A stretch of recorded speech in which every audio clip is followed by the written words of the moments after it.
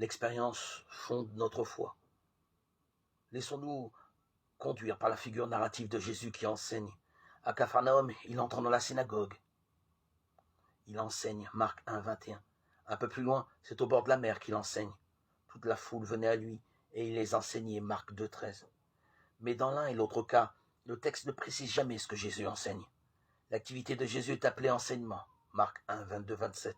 Mais l'objet de cet enseignement n'est pas explicite. De toute évidence, seul compte pour l'évangile de Marc l'événement que Jésus est lui-même lorsqu'il enseigne. Pour nous le faire vivre comme événement, il raconte le retentissement qu'éprouvent les personnages du récit à rencontrer Jésus qui enseigne. À Capharnaüm, ils sont frappés par son enseignement. Ils s'effraient tous, Marc 1, 22, 27. Au chapitre 4, Jésus enseigne à nouveau.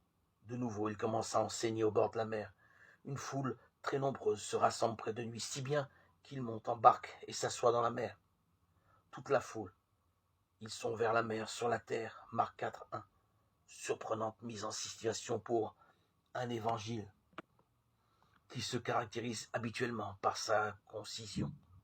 En fait, le récit prend le temps de camper l'événement que Jésus est lui-même en enseignant.